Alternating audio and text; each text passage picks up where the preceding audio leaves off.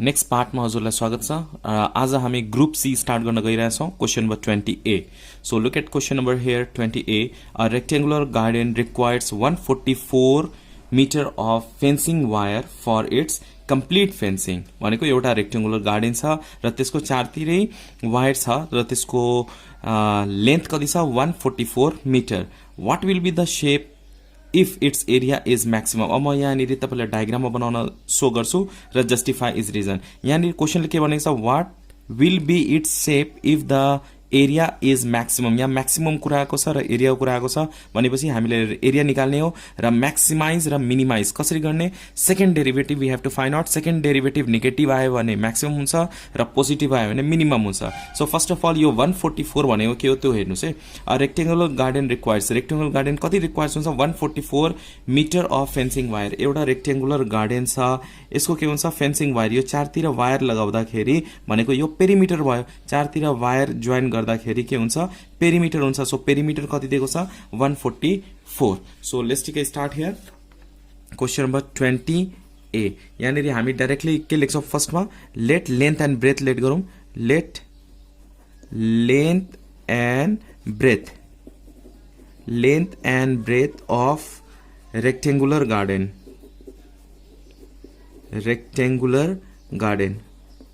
rectangular garden are x and y respectively. Okay, so length of rectangular garden x भयो र breadth of rectangular garden के हुन्छ y हुन्छ। र फेरि क्वेसनमा के भनेको छ पेरिमिटर दिएको छ। Perimeter of rectangular garden of perimeter of garden कति छ त्यहाँनिर 144 मिटर। यो रेक्टेंगुलर गार्डनमा फेन्सिङ वायर लगाउँदा यो चारतिर वायर लगाउँदा कति आउँछ 144 मिटर रिक्वायर्स हुन्छ। 140 मिटर लेन्थ हामीलाई चाहिएको छ। इट मिन्स यो पेरिमिटर हो। पेरिमिटर भनेको sum of all sides. So perimeter formula के हुन्छ 2l + b। So 2l + b is equal to 144।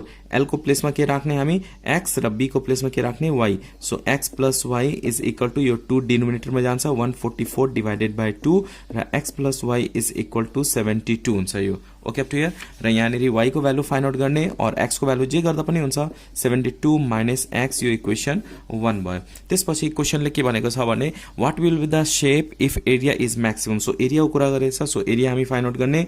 Area of rectangle find out गरौँ।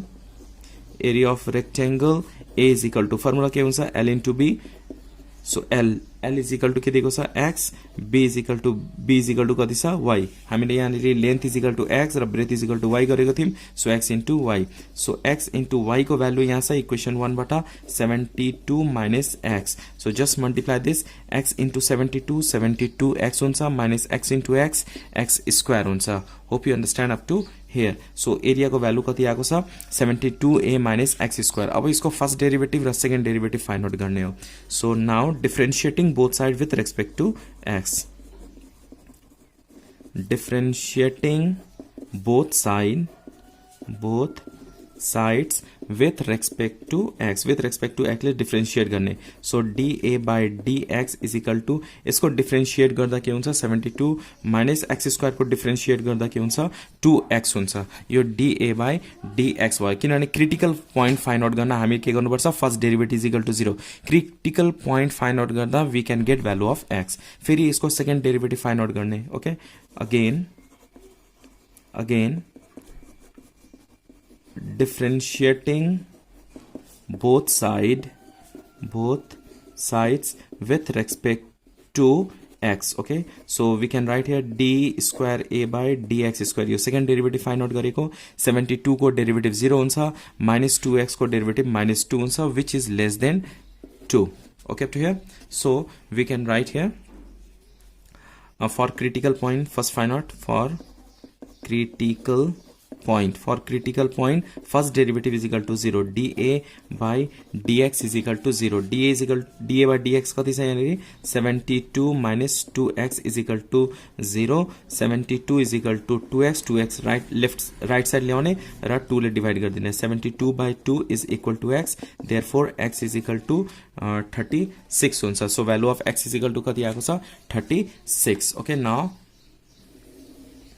नाउ नेक्स्टमा हामी के गर्छौं at x is equal to 36 हुँदाखेरि सेकेन्ड डेरिभेटिभ कति हुन्छ d square A by dx square is equal to -2 आएको छ which is less than 0 the area of rectangular garden is maximum किन मैक्सिमम भएको किनभने यो नेगेटिभ आएको छ पोजिटिभ भएको भए मिनिमम लेख्थे नेगेटिभ आएको छ त्यही भएर यो मैक्सिमम हुन्छ at x is equal to 0 कुनमा x इज इक्वल टू 36 मा so area is maximum at x is equal to 36 अब y को भ्यालु फाइन्ड आउट गर्नुपर्छ फ्रम इक्वेसन 1 इक्वेसन 1 मा हामी यहाँ के छ y इज इक्वल टू कति छ 32 minus x now put the value of x there y is equal to sorry here 72 minus x so we have to write here 72 minus x को place मा के राख्ने 36 यो गर्दाखेरि कति आएको छ 36 आएको छ भनेको length x is equal to 36 breadth y is equal to 36 भनेको त्यो रेक्टेंगुलर चाहिँ एक्चुअली स्क्वायर रहेछ हो कि हैन किनभने लेन्थ र ब्रेथ दुईटै के आएको छ इक्वल आएको छ so we can write at last area will be maximized if the rectangular field or rectangular garden थियो sorry garden rectangular garden is of shape of square or square shape because length is equal to breadth okay length र breath के छ equal छ यहाँनिर त्यही भएर त्यो rectangular चाहिँ स्क्वायर हुँदाखेरि एरिया चाहिँ के हुन्छ म्याक्सिमम हुन्छ अब त्यसपछि हामी maximum area will be maximum area find out गर्ने so what is the maximum area just formula use गर्ने therefore maximum area will be maximum area कति हुन्छ l इन्टु b और l स्क्वायर जे लेख्दा पनि भयो 36 इन्टु 36 is equal to 1296 meter square. So at last you have to write down maximum area is this. अब यहाँ क्वेशन में के भनेको छ भने what will be the shape if the area is maximum? कस्तो शेप हुन्छ जुन बेला एरिया चाहिँ म्याक्सिमम हुन्छ. अब म्याक्सिमम हामीले त थाहा भयो म्याक्सिमम भनेको यहाँ -2 = 0 आएको छ भने area of rectangular garden is maximum. तर लेन्थ र ब्रेथ हामी पनि फाइन्ड आउट गर्नुपर्ने. अब लेन्थ इज इक्वल टु 36 आएको छ, ब्रेथ पनि 36 आएको छ भने यो रेक्टेंगुलर गार्डन इफ स्क्वायर भयो भने एरिया चाहिँ म्याक्सिमम हुन्छ है. र म्याक्सिमम एरिया कति छ 1296. Hope you understand this question number 20A. Now look at question number 20B. Question number 20B मा रहेको छ find the area of curve y is equal to x cube and x axis when x is equal to -2 and y is equal to 8. यहाँ क्वेशनले के भनेको छ we have to find out area between the curve. एउटा curve र x axis र यो curve को बीचमा जुन एरिया हुन्छ त्यो फाइन्ड आउट गर्नुपर्ने when x is equal to -2 and y is equal to 8. बुकमा प्राय y is equal to x square को फर्ममा क्वेशनहरु दिएको छ. यो क्यूब को फर्मको क्वेशनहरु बुकमा छैन.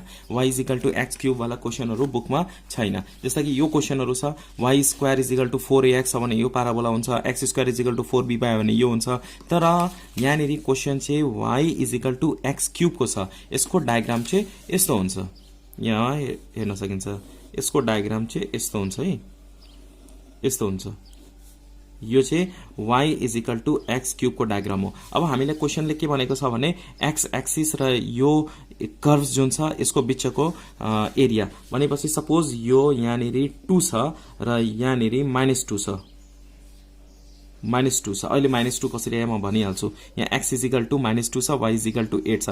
यो 8 लाई यहाँ राख्दाखेरि x किनभने हामीलाई x को भ्यालु चाहियो. x एक्सिस भनेको छ भने x को भ्यालु हुनु पर्यो र एउटा x को भ्यालु दिएको छ -2 भनेको यो भ्यालु चाहिँ -2 दिएको छ र यो 2 चाहिँ दिएको छैन. यो हामीलाई फाइन्ड आउट गर्नुपर्छ. यहाँनेरि y is equal to 8 भनेको छ तर यो y को भ्यालु हामीलाई चाहिदैन. हामीलाई चाहिएको छ भने भ्यालु को अफ x चाहिएको छ. x is equal to -2 दिएको छ. यहाँ पनि हामीलाई x को भ्यालु चाहिएको छ तर x दिएको छैन. त्यही x को भ्यालु फाइन्ड आउट गर्ने. कसरी फाइन्ड आउट गर्ने? यो y को प्लेसमा 8 राख्दिने. y को प्लेसमा 8 राख्दाखेरि x को भ्यालु 2 आउँछ. त्यही भएर यहाँनेरि मैले डाइरेक्टली 2 लेखेको छु. अहिले म सल्भ गरेर देखाइहाल्छु है. अनि यो एरिया हामीले फाइन्ड आउट गर्नुपर्ने. यो x एक्सिस भन्दा माथि र यो x एक्सिस भन्दा तल. ओके यो दुईटा एरिया फाइन्ड आउट गर्ने र यो दुईटा एरियालाई एड गर्ने. यो कर्व चाहिँ y is equal to x cube हो है. यो चाहिँ रिमेम्बर गर्नुपर्छ यस्तो खालको कर्व हुन्छ भनेर okay now let's take start question number 220b so फर्स्टमा हामी यहाँनिर के भनेको छ given equation of curve is y is equal to fx is equal to जहिले पनि y is equal to fx नै हुन्छ is equal to x cube equation 1 in order to find the area between curves and x-axis we need two values of x दुईटा value अब मैले अघि भर्खर नै कर्वमा पनि देखाएँ अब कर्व र एक्स एक्सिस बिट्विन को एरिया चाहियो भने हामीले दुईटा भ्यालु अफ एक्स चाहिन्छ तर एउटा भ्यालु चाहिँ दिएको छ given value of x is -2 and y is 8 अब यो y को भ्यालु हामीले चाहिएको छैन x को मात्र चाहिएको छ x is 8 -2 अब यो y को भ्यालु हामी x मा कन्भर्ट गरौँ so we have to put the value of y in equation 1 अब इक्वेसन 1 मा x y को भ्यालु पुट गर्ने from equation 1 or putting the value of y in equation 1 जे लेख्दा पनि भयो 8 is equal to x cube 8 y is equal to x cube question मा दिएको छ सो y को प्लेसमा 8 राख्ने x cube 8 भनेको के हुन्छ 2 cube is equal to x cube cube cancel therefore x is equal to 2 अब यो के आको छ यहाँनेरि 2 आको छ okay so we can write down here since the curve y is equal to x cube passes through origin यो चाहिँ जहिले ओरिजिनबाट पास हुन्छ y is equal to x cube जहिले पनि ओरिजिनबाट पास हुन्छ अब यहाँनिर म फेरि कर्व बनाइदिइहाल्छु यहाँ हेर्नुस् है यो चाहिँ कर्व भयो y is equal to x cube को ओके सपोज यहाँनिर -2 छ र यतातिर 2 छ यो चाहिँ x axis y axis here 0 हामीले यो एरिया फाइन्ड आउट गर्नुपर्ने area between the curve and x axis यो एरिया फाइन्ड आउट गर्ने हो र दुईटै एरियालाई के गर्ने एड गर्ने okay now we have to let's find out the area अब यहाँदेखि 0 to 2 अनि यहाँ 0 to -2 हामीले इन्टिग्रेसन गर्दाखेरि कुन इन्टरभलमा गर्ने 0 to 2 मा गर्ने अनि अर्कोतिर 0 to -2 मा गर्ने area under the curve from -2 to 0 or 0 to -2 जे लेख्दा -2 to 0 ओके स्मलर -2 छ सो यहाँनिर a1 भनौँ is equal to -2 to 0 y dx okay तो -2 to 0 y को भ्यालु के थियो यहाँ अघि x3 क्यूब थियो dx अब x क्यूब को इंटीग्रेशन गर्दा के हुन्छ x पावर 4/4